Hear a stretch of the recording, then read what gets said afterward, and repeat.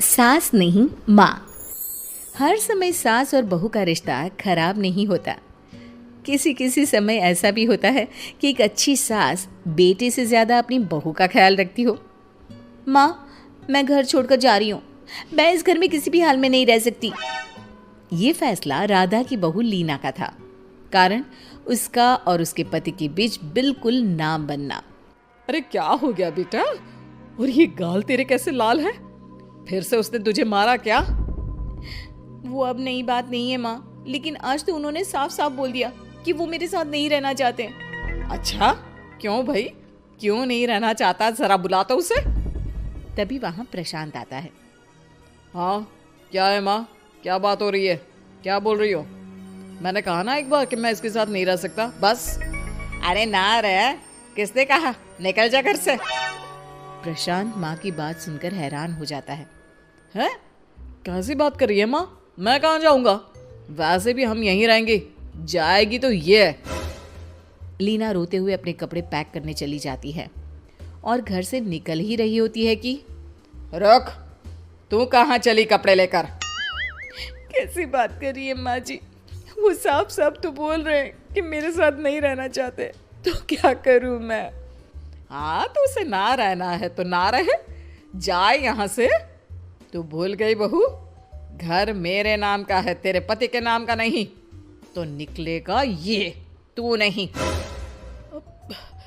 कैसी बात कर रही है माँ? मैं बेटा हूं तेरा। ये जाएगी घर से बाहर। ना ना बेटा, तूने मेरे लिए किया ही क्या है? अरे सारा दिन ये बहू है जो मेरा ख्याल रखती है। ये कमाती है और सारा खाना भी बनाती है। एक एक पैसा घर पर देती है। अरे मेरी कौन सी दवा है कौन सी नहीं, ये भी इसी को पता है। तुझे पता है क्या?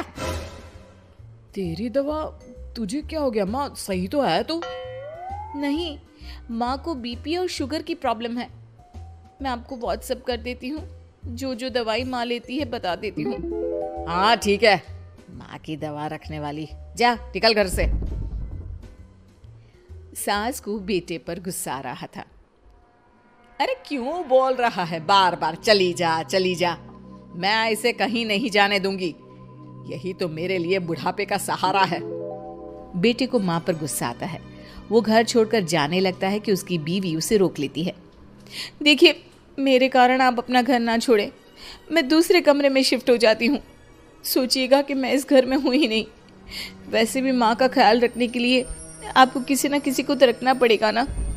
लड़का मान जाता है और बीवी के साथ रहने को हामी भर देता है। अब क्या, जब वो सुबह सोकर उठता, उसकी बीवी उसके लिए चाय बना कर रख देती, ऑफिस के लिए टिफिन और कपड़े साफ कर कर अलमारी में रखना। अरे क्यों काम करती है उसके?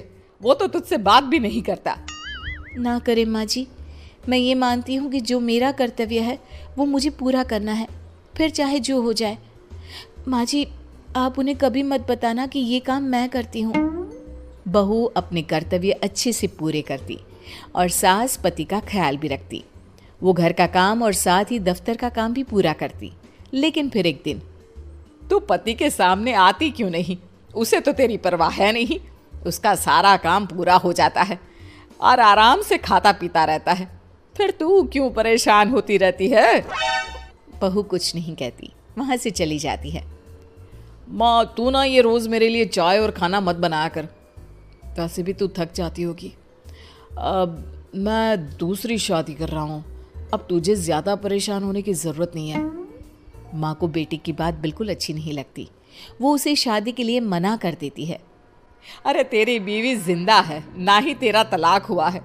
वो तेरे साथ रहती है, फिर तुझे क्या जरूरत है दूसरी शादी करने की? माँ, वो मुझे पसंद नहीं है।